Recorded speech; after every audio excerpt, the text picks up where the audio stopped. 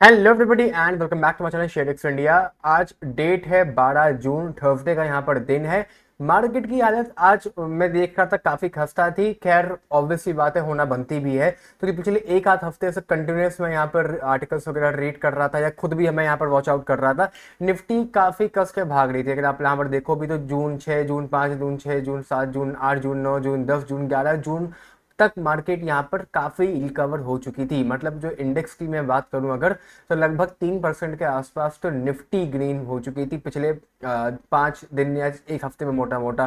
तो थोड़ा बहुत तो गिरना यहाँ पर आज बनता भी था। तो ओवरऑल मार्केट में कहूँगा ठीक है। शेयर्स वगैरह भी लगातार रोज यहाँ पर भाग ही रहे थे। आज थोड़ा बहुत फॉल आया था, कोई मेजर फॉल नहीं था कि लोग यहाँ पर नुकसान एकदम हो गया। 2-2, 3-3, 4-4% के आसपास ही स्टॉक्स यहाँ पर आज डाउन थे।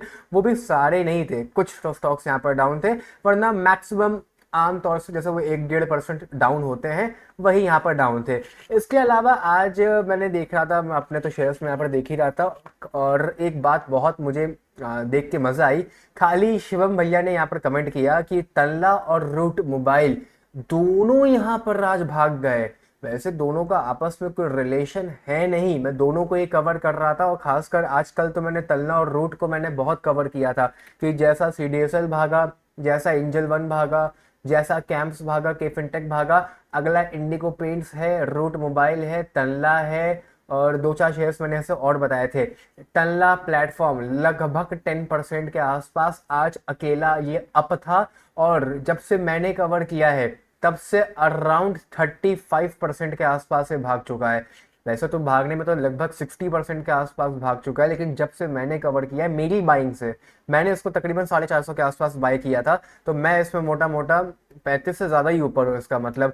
बाकी नीचे से तो देखना बेकार है, तो क्या आई डोंट थिंक कि आप लोगों में से किसी ने भी इसको बॉटम पे बाय किया होगा। तो मोटा मोटा 450, क्या 490, 500 कहीं भी बाय किया होगा, तो 35 से 40%, 45% भी कुछ लोग यहाँ पर प्रॉफिट में होंगे। अब आई डोंट नो कि ये आप में से कितने लोगों ने बाय किया है, बट अगर बाय किया है तो भैया बहुत बहुत बधाइयां हो। पैसा यहाँ पे भी बनने वाला है। स्टॉक का यहाँ पे फिलहाल जो पहला टारगेट है मैं आप लोग को बता दे रहा हूँ, वो लगभग 750 रुपये के आसपास का है। 750 भी बेचने की कोई नीड एज सच है नहीं, क्योंकि कंपनी का जो मार्केट कैप है वो अभी 8,000 8,500 करोड़ के आसपास का है। मैं इसको थोड़ा ऊपर देखता हूँ। ऑल टाइम हाई तो चलो यहाँ पर 2,000 रुपये के आसपास का था, उतना तो मैं इसको नहीं देख रहा हूँ। जैसे सीडीएसएल वगैरह को तो मैं ऑल टाइम हाई से भी ऊपर देखता हूँ, चला भी जाएगा। बट फिलहाल मैं इसको इतना नहीं देख रहा हूँ, तो फालतू में ज़्यादा हाइप होने की भी ज़रूरत नहीं है। बट हाँ, 1,000, 1,200, 1,300 रुपये के आसपास का मैं इसको यहाँ पर देखता हूँ। ठीक है। तो उस पॉइंट ऑफ व्यू से अपना प्रॉफिट यहाँ पर 30-20% के आसपास का तो हो चुका है। मोटा मोटा मुझे उम्मीदें हैं कि इसमें हम लोग कहीं 200% के आसपास प्रॉफिट कमा लेंगे। हाँ, मैं इसमें बीएससी से भी ज़्यादा स्पेकुलेटिव हूँ मैं फिलहाल यहाँ पर। जैसे बीएससी में तो हम लोगों ने फिर भी 70-80, कुछ लोगों ने 100% के आसपास का प्रॉफिट कमाया। तलना प्लेटफॉर्म्स में मुझे उम्मीद है कि हम लोग ज़्यादा कमा लेंगे। बाकी ये तो चलो यहाँ पर तलना की बात हो गई। अच्छा, तलना की भी अगर मैं प्रॉपर तरीके से भी बात करूँ 1 मिनट के लिए, तो तल्ला भी देखो, मैंने आप लोग को कवर करने को कहा था। आज लगभग 9% के आसपास 10% इंक्रीज हो चुका है। तो जो नया मार्केट कैप है वो लगभग 9,000 करोड़ के आसपास का है। इसका पीई देखो, मैंने ये आप लोग को 12, 13, 14 के पीई पे सजेशन दिया है यहाँ पर बाय करने को। आज इसका पी 18 हुआ है। ऑन एन एवरेज भी अगर नॉर्मली भी बोलोगे तो लगभग 35 से 60 के बीच में इसका पीक बहुत वॉलेटाइल रहता है। तो अगर मैं कह रहा हूँ कि 30 का पी, 35 का पी भी अगर अचीव हो जाता है, तो दुगने से ज्यादा हम लोग यहाँ पर पैसा कमा लेंगे, वो भी आज के लेवल से। और अभी जो हम लोग यहाँ पर 30-40% प्रॉफिट में है, तो उस हिसाब से तो हम लोग यहाँ पर 3 गुना पैसा कमा लेंगे। तो मुझे पता है फिगर्स थोड़ी सी आज मेरी आप लोग को अनाप शनाप लग रही होगी, बट ये रियलिटी है। ये स्टॉक बहुत ही ज्यादा अंडर वैल्यूड था, ये बात आप लोग को सीधा सीधा यहीं पर नजर आ रही होगी। और 2,000 रुपये का स्टॉक है भाई, 400 रुपये में मिल रहा है। 2,000 रुपये का स्टॉक 400 रुपये में मिल रहा है, तो और मैं क्या ही बताऊं। लास्ट टाइम ये 400 रुपये का सन 2020 में था, और वहां से भागा तो 600% ये भागा। तो 600% की तो मैं बात ही नहीं कर रहा हूँ, मैं तो खाली 200-300% की बात कर रहा हूँ। अब लगा ना कुछ कुछ की मैं प्रैक्टिकल बातें कर रहा हूँ, इसीलिए यहाँ पर रिटर्न काफी ज्यादा बन सकते हैं रूट मोबाइल में। आईटी सेक्टर की कंपनी है, मतलब एग्जैक्ट आईटी नहीं है, बट आईटी सेक्टर के हेड में ही मानी जाएगी। इसके बाद आता है रूट मोबाइल। मॉर्निंग में तो काफी अप था, 1150 रुपये के आसपास का हो गया था, 12-13% के आसपास से भाग चुका था। ठीक है। उसके बाद 12-13% के आसपास भागा भी, लेकिन उसके बाद आई थिंक 6-7% डाउन भी चला गया। रूट मोबाइल पे तो मैंने आर्टिकल्स वगैरह सर्च भी करे थोड़े बहुत, मुझे एज सच कोई मेजर आर्टिकल मिला नहीं कि क्यों भागा। मैंने काफ़ी यहाँ पर आर्टिकल्स वगैरह रीड करने की बात करी तो कुछ आया नहीं यहाँ पर, खाली वॉल्यूम सर्च का आर्टिकल यहाँ पर एक आया है अपस्टॉक्स का, वो भी अभी 2 मिनट पहले कब आया है ये आया है आप लोगों का 1-2 घंटे पहले। तो बस ये एक ही आर्टिकल है, वरना यहाँ पर कोई भी आर्टिकल मुझे मिला नहीं। तो एज सच ये क्यों भागा, मुझे कुछ खास यहाँ पर लाइक आर्टिकल वाइज तो नहीं है, बट हाँ मेरे पॉइंट ऑफ व्यू से तो ये अंडर वैल्यूड था। तो इसको भागना तो यहाँ पर था ही था। अगर मैं इसको आप लोग को यहाँ पे भी दिखाऊं तो लगभग नई वैल्यूएशन यहाँ पर लगभग 6,500 करोड़ के आसपास का है। ये भी अगर इसका भी पी देखोगे ना तो लगभग ये 19 के 20 के पी के आसपास अभी आप लोग को मिल रहा है। और पिछले एक हफ्ते में भी अगर मैं आप लोग को दिखाऊं, एक महीने में भी दिखाऊं, तो लगभग लगभग कह सकते हो कि 20% से 10-15% के आसपास से भाग चुका है। अच्छा, रूट मोबाइल में कई बातें अच्छी थी। अगर मैं यहाँ पर आप लोग को दिखाऊं तो पब्लिक की होल्डिंग यहाँ पर जैसे कि तो 14% के आसपास की थी, बीच में वो कम होकर 10% के आसपास आ गई थी।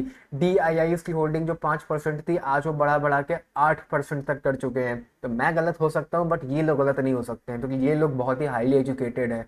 और अगर मार्केट में बैठे हो और अगर आपसे कोई अच्छा है मार्केट में, then you have to listen to him. If you think that you are better than DIIs, तो I don't think, क्योंकि अगर आप उनसे बेटर होते तो फिर आज आप वॉर्नर बफेट होते, मैं वॉर्नर बफेट होता। तो मैं तो वो नहीं हूँ ना यहाँ पर। तो ऑब्वियस सी बात है, कई चीज़ें मैं देखता हूँ शेयर्स में, पी हो गया, ग्रोथ हो गया, सेक्टर कौन सा है। ये जो ये तरीका मैंने आप लोग को बताया DIs का, FIs का, ये तो सबसे सिंपल तरीका है। अगर खुद की रिसर्च बिल्कुल नहीं कर पा रहे हो तो इनकी रिसर्च पे देख लो। ये बाय कर रहे हैं तो आप बाय कर लो। मतलब इसमें कई बार आदमी फंस भी जाता है, कई बार फंस जाता है, अक्सर नहीं बट हाँ कई बार फंस भी जाता है। तो तनला भी भागा, रूट भी भागा, दोनों फिलहाल होल्ड करना चाहिए आप लोग को। रूट मोबाइल का जो टारगेट है वो थोड़ा सा यहाँ पर छोटा रहने वाला है। वो वैसे तो ये स्टॉक भी लगभग 1,700 रुपये के आसपास का नहीं, 2,200 रुपये के आसपास का था। बट यहाँ पर मैं इसको फिलहाल के लिए जो देख रहा हूँ वो 1,300 से 1,400 रुपये की रेंज में देख रहा हूँ फिलहाल के लिए, एक शॉर्ट टर्म के लिए। और शॉर्ट टर्म का भी मेरा मतलब है 3 महीने का मैं टाइम यहाँ पर दे रहा हूँ, 3 महीने के नीचे से मैं बात कर नहीं रहा हूँ। तो अगर 3 महीने में यहाँ पर अगर, अब कई लोगों ने इसको 900 कुछ पे बाय किया होगा, अज्यूमिंग 1,000 से ऊपर तो उसको किसी ने बाय नहीं किया होगा। बट अगर 1,000 से ऊपर भी बाय किया है तो मैं अज्यूम कर रहा हूँ कि अभी भी यहाँ पर 30% के आसपास का प्रॉफिट आप कमा सकते हो। रूट मोबाइल ठीक है, अभी भी बाय किया जा सकता है। इसके अलावा देखो, रतन इंडिया, मुझसे कल भी लोग कमेंट में बोल रहे थे, आज मुझसे लोग कमेंट में सुबह से 2-3 लोगों ने बोला है इसको मत बाय करो। ये सारे बहुत ही फ्यूचरिस्टिक स्टॉक्स हैं, ये सब आज कल में नहीं चलने वाले। ये सब बाय करना है तो 10-15 सालों के लिए बाय करो। ये सब रेन्यूएबल एनर्जी पावर सेक्टर के स्टॉक्स हैं। आई डोंट नो कि ये वाला किस में काम करता है, आई थिंक सोलर में काम करता है ये वाला। रतन पावर इंडिया का मैं दिखाना भी चाहूँ आप लोग को, हाँ ये लोग सोलर में डील करते हैं। तो सोलर वगैरह ये सब बहुत फ्यूचर की बातें हैं, फ्यूचर धीमे धीमे आ रहा है। तो ये सब अगर बाय करना है तो ये देख के मत बाय करो कि ये इतना भाग गया मैं बाय कर लेता हूँ। भाई अगर किसी ने बाय किया होगा तो अब किसी ना किसी ने तो कल यहाँ पर बाय किया ही होगा। आज वो यहाँ पर 8-9% के लॉस में बैठा है, इसीलिए मैं इसको कवर नहीं कर रहा था, वरना मुझे भी दिख रहा था ये भाग रहा है। इनफैक्ट आज भी भाग रहा था, ये GTL इंफ्रास्ट्रक्चर भागा, इसको भी मत बाय करो। बहुत सारे लोगों ने इसको बाय करके बैठे हुए हैं। कब बाय करके बैठे हुए हैं? आज से पिछले साल की मैं बात बता रहा हूँ। GTL इंफ्रास्ट्रक्चर तो कूड़े की तरह हर पोर्टफोलियो में पड़ा हुआ था। मैंने भी 10-15 हज़ार रुपये लगाए थे, ऐसा मैं नहीं कह रहा हूँ कि मैंने नहीं लगाए थे, बट वो बहुत ही रिस्की काम होता है। ये भाग रहा था यहाँ पर, ऐसा रोज 5-5% के यहाँ पर सर्किट लग रहे थे और 1-1.5 महीना लगते रहे थे। बहुत लोगों ने भी इसमें पैसा अपना फंसाया था। उसके बाद क्या हुआ था, लोअर सर्किट में लोग बर्बाद भी हुए थे, बर्बाद भी होते हैं, और इतना बर्बाद हुए थे कि गिरते गिरते 66% यहाँ पर डिस्ट्रक्शन हो चुकी थी। ठीक है, तो ये सब स्टॉक्स हैं 12-13% भाग गए, 30-40% भाग गए। ये सब देख के मत बाय किया करो, बिल्कुल भी बाय मत किया करो। बाकी BSE ASM लिस्ट में पड़ा हुआ है फिलहाल, तो यहाँ पर कोई मूवमेंट आने वाली उम्मीद मुझे नहीं लग रही है। स्टॉक को होल्ड करना भाई आपकी चॉइस है, वरना तो मैं कहूँगा कि 3,000 रुपये के आसपास जा चुका है। मेरा जो टारगेट था वो 2,500 रुपये के आसपास का था, जो कि 2,500 रुपये के हिसाब से जो स्टॉक हो जाता है वो 7,500 रुपये के आसपास का हो जाता है, जो कि मैंने स्प्लिट से पहले का यहाँ पर टारगेट दे रखा था, वो हिट हो चुका है। वैसे अभी फिलहाल बहुत ही नीचे आएगा, तो आई डोंट थिंक ये 2,600-2,700 से नीचे निकलना चाहिए।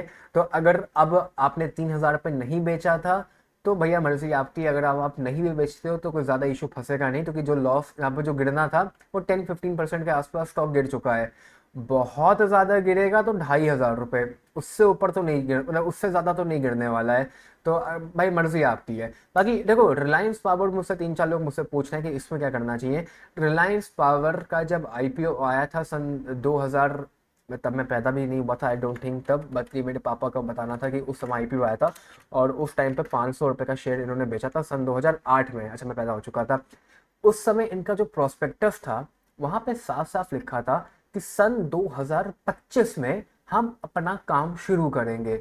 और यही वो रीजन था जिसके चक्कर में रिलायंस पावर इतने टाइम से गिर रहा था। क्योंकि ऑब्वियस सी बात है भाई, लोगों ने रिलायंस रिलायंस रिलायंस के नाम पे आईपीओ खरीद लिया। और होना क्या था, जब सन 2025 में काम शुरू होना था तो सन 2008 से 25 तक कंपनी नहीं चलने वाली थी।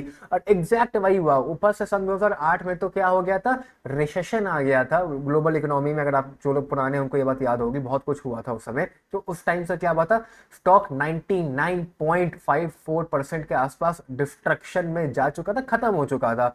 अब किसी ने खरीदा होगा नीचे तो भैया बल्ले बल्ले हो रही होगी। अभी भी कोई खरीदना चाहता है तो मैं ये नहीं कह रहा हूँ कि रिलायंस पावर को एक बहुत खराब स्टॉक है, बट बहुत ही वॉलेटाइल स्टॉक है। 60 रुपए के आसपास अभी आप लोग को मिल रहा है। 30,000 करोड़ की कंपनी यहाँ पर बन चुकी है। 2,500-3,000 करोड़ के आसपास का लॉस है। फ्यूचर के लिए बाय करना चाहते हो 2-4 साल के लिए तो बाय कर लो, वरना अगर ये आज आप लोग को 70 रुपए पे मिल रहा है, एकदम से 40 से 70 भाग चुका है, कल वापस से 40 पे मिलने लग जाएगा, तो मैं उसमें तो कोई शौक यहाँ पर नहीं होने वाला हूँ। तो ये प्लीज बहुत ही स्पेकुलेटिव स्टॉक है, इनको बहुत ध्यान से देख के बाय किया करो, सर्किट वाले शेयर्स को। बाकी वोडाफोन वगैरह भी स्टॉक्स जो है, वोडाफोन की कंपनी यहाँ पर कितनी चलने वाली है मुझे कोई आइडिया नहीं है। मुझे वोडाफोन का एफपीओ भी लगा था अराउंड, बात है लास्ट ईयर की, ये बात या मैंने बताई भी थी बहुत लोगों को।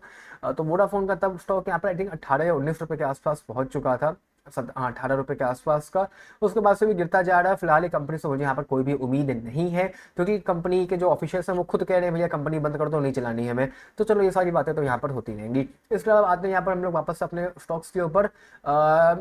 एक दो लोग यहाँ पर कमेंट कर रहे हैं कि सीडीएसएल लगभग 4% 5% के आसपास गिर चुका है। मुझे बहुत दर्द हो रहा है, क्या हो रहा है मुझे नहीं पता, बट अब क्या करना चाहिए। देखिए, लगभग ये 10-15% के आसपास गिर चुका है अपने और अभी रिसेंट हाई से, जो कि एक ऑब्वियस सी बात है। जो लोग मैंने वीडियो रोज देखते हैं, मैंने ये बात साफ साफ कही थी। जिस दिन ये स्टॉक 10% भागा था, मैंने उसी दिन कही थी कि अगर ये 1700 या 1800 से गिर के 1500 पे भी मिलता है, अभी तो 1640 पे मिल रहा है, मैं तो 1500 की बात कर रहा हूँ, 1500 पे भी मिलता है तो भी मुझे फर्क नहीं पड़ेगा। और मैंने ये भी कहा था कि इसका ये मतलब नहीं है कि आप इसको बेच दो और 1500 का वेट करो, क्योंकि 1500 तक का गिरना जरूरी नहीं था। बट हाँ, एक कंफर्म था भाई, गिरना तो इसको चाहिए, इतना ये नहीं भागना चाहिए था एक झटके में। हम लोग प्रॉफिट में हैं तो हम लोग को 4-5% से ज्यादा फर्क नहीं पड़ेगा। थोड़े दिन यहाँ पर गिरना गिरना क्या था, मार्केट गिरी थी तो स्टॉक गिरा, वरना ये कहाँ गिर रहा था। तो एक बार के लिए अगर 1530 के आसपास ये मिलता है तो वो 1500 रुपए के आखिरी दर्शन होंगे इस स्टॉक के। वहां पर जिसको ऐड ऑन करना चाहो ऐड ऑन कर सकते हो। 1640 पे भी मिल रहा है। आई एम नॉट श्योर कि 1500 कुछ पे आएगा कि नहीं आएगा, बट हाँ, मेरे पॉइंट ऑफ व्यू से आना चाहिए, क्योंकि स्टॉक जरूरत से ज्यादा भाग गया था। स्टॉक भाग गया था लगभग 40% के आसपास। तो 1500 पे भी अगर आता है तो कोई इश्यू मुझे लगता नहीं है। अगर एक महीने में 1500 पे आके हॉल्ट भी मारता है तो I don't think that is a issue, क्योंकि यहाँ पे भी अगर मैं दिखाऊं तो लगभग 1.5 महीना तक ये हॉल्ट मार रहा था। हाँ, तो 1.5 महीना 1 महीना अगर 1500 पे आके हॉल्ट मारता है भी तो मुझे कोई इशू यहाँ पर लगता नहीं है। बाकी जिन लोगों ने अभी रिसेंटली 1800 पे बाय कर दिया है, चिंता मत करो, बट सुना करो जब मैं स्टॉक्स कहता हूँ, इतना लेट मत बाय किया करो। ये गलती लोग एंजल वन में करते हैं। एंजल वन 2 पे नहीं लिया, 2200 पे नहीं लिया, 3000 2500 पे नहीं लिया, 2700 पे नहीं लिया, 3100 3000 पे ले लिया। अब लिए हो तो फिर शांत बैठो, सही हो जाएगा, कोई इशू नहीं है। सेम यहाँ पर कैंप्स में भी है। कैंप्स में भी मैं प्रॉफिट में हूँ, आप लोग भी प्रॉफिट में हो गए, होल्ड करो। फिलहाल यहाँ पर मार्केट आज गिरी थी, इस चक्कर में ज्यादा पैनिक करने की यहाँ पर किसी को भी नीड नहीं है। दिमाग लगाना है तो तलना में लगाओ, रूट मोबाइल में लगाओ, इंडिगो पेंट्स में लगाओ। इंडिगो पेंट्स भी अभी जब तक शांत है तब तक शांत है।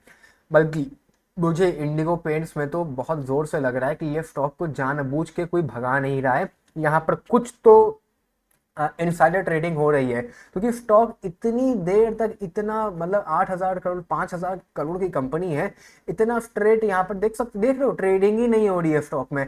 ऐसा कैसे हो सकता है। इंडिगो पेंट्स बहुत तगड़ा स्टॉक्स है। ये इतना तगड़ा है कि इसमें अगर मैं आप लोग को यहाँ पर FIIs की होल्डिंग भी दिखाऊं तो ये देखो कितनी तगड़े तरीके से उन्होंने यहाँ पर बढ़ाई है। जो यहाँ पर बीच में कर दी थी 7%, वो कर दी है 12.5%। DIIs म्यूचुअल फंड जिन्होंने कर दी थी 1%, 1%, 2%, झटके से बढ़ाई है 17%, 16%। और इतना ही नहीं, ये भी नहीं कि बढ़ा दिए तो प्रॉफिट अभी तक हो चुका होगा इन लोगों को, कोई प्रॉफिट नहीं हुआ है। ये अभी तो 980 से 1100 तो कल भागा है। ये कल ही 10% यहाँ पर बढ़ा था, 5%, 6%, कल ही की तो बात है ये।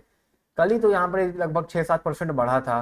तो एक दिन में ये लोग एग्जिट नहीं लेने वाले। ये स्टॉक में गेम लंबा है, इसको तो मैं 2000 रुपए के आसपास, इस स्टॉक में भी गेम लंबा है। तो फिलहाल अगर कोई यहाँ पर करंट पे भी बाई करना चाहता है तो बाई कर सकते हो। बट पर ये पहले बता दूं, कब तक चलेगा मुझे नहीं पता। CDSL चला, टाइम लगा, तो यहाँ भी टाइम लगेगा और चलेगा। और ऐसा चलेगा कि वो जो टाइम आप दोगे ना यहाँ पर, वो सब यहाँ पर कवर अप हो जाएगा। और हकीकत में स्टॉक्स ऐसे ही चलते हैं। आपको क्या लगता है कि स्टॉक आप आज बाय करोगे और महीने भर में 5%, 10% निकाल लोगे? वो ट्रेडिंग होती है, वो नहीं कर सकते हो आप लोग। स्टॉक्स में क्या होता है, अगर 1 साल के लिए बाय करो, हो सकता है वो 11 महीने ना चले, लेकिन 12वें महीने में ही वो 50% चल जाएगा। तो मंथली आप लोगों का 5-6% हो जाएगा। उस तरह से सोचा जाता है, ऐसे सोचा जाता है। थिंकिंग को थोड़ा सा मॉडिफाई करो, थोड़ा, बहुत ज़्यादा मॉडिफाई नहीं करना है। और अगर दिक्कत हो रही है तो स्टॉक मार्केट छोड़ो, म्यूचुअल फंड में पैसा लगाओ। भैया मेरे म्यूचुअल फंड वाले लोग भी अच्छे खासे प्रॉफिट में, थोड़े बहुत तो प्रॉफिट में है जिन्होंने लमसम डाला था। SIP वाले भी प्रॉफिट में है। जितना हम लोग के पोर्टफोलियो यहाँ पर कमाने हैं 10-15% के आसपास, उतना 10%, 15% के आसपास वो लोग भी प्रॉफिट में आ रहे हैं धीमे धीमे। बट प्रॉफिट में तो आ ही चुके हैं, बट धीमे धीमे इतना परसेंट के आसपास वो लोग आ रहे हैं। 10%, 15% के बीच में वो लोग यहाँ पर आ रहे हैं। बाकी कोचिंग शिपयार्ड वगैरह भी आज डाउन था। क्लस्टर इंजन, महिंद्रा, टाटा, पूरा पूरा हीट मैप भी अगर मैं दिखाऊं तो मोर लेस यहाँ पर सारे के सारे स्टॉक्स आप लोगों के आज रेड ही थे, मोस्ट ऑफ देम। इसके अलावा बात करता हूँ आप लोगों के कमेंट्स के बारे में। तो कमेंट्स में आप लोगों ने कौन कौन इन्वाइट मैं कवर कर चुका हूँ, बहुत पहले कई बार कवर कर चुका हूँ। ये भी मैंने कल कल कवर किया था। बाकी आज आप लोगों ने ज़्यादा स्टॉक्स यहाँ पर लिखे नहीं थे। मदरसन, सोमी करके ये जो स्टॉक्स हम लोगों का तो पता ही होगा आप लोगों को। यहाँ पर ये मुझसे 3-4 लोग पूछ रहे हैं कि भैया इसमें क्या करना चाहिए, तो ये वाला मैं एक बार बता देता हूँ। देखो, लगभग अगर इसको मैं ध्यान से देखा, मैंने 2 मिनट की वीडियो पॉज करी थी। देखो, कंपनी का जो प्रॉफिट है वो लगभग 600 करोड़ के आसपास का हो रहा है, जो कि लास्ट ईयर से बढ़ चुका है बहुत ज़्यादा, जो कि एक अच्छी बात है। 600 करोड़ के प्रॉफिट में कंपनी का जो मार्केट कैप है वो लगभग 30,000 करोड़ के आसपास का है। मैं ये नहीं कह रहा हूँ कि कंपनी खराब है, ठीक है। मैं 2 मिनट के लिए सिर्फ कुछ बताना चाह रहा हूँ। एक बार इसके बाद मैं यहाँ पर ये जो दूसरा जो स्टॉक्स था मदरसन का, उसको भी मैं कवर कर लूंगा। दूसरा वाला आप लोगों का ये वाला था, इसको भी मैं कवर कर लूंगा। पहले मैं यहाँ पर इसको कवर कर रहा हूँ। इस स्टॉक की मैं बात कर रहा हूँ बहुत साफ साफ। ये जो इंडस्ट्री का जो स्टॉक है, इससे फार बेटर आप लोगों का ये रहने वाला है कि भैया पॉलीकैब में हेल्थ वगैरह बाय कर लो।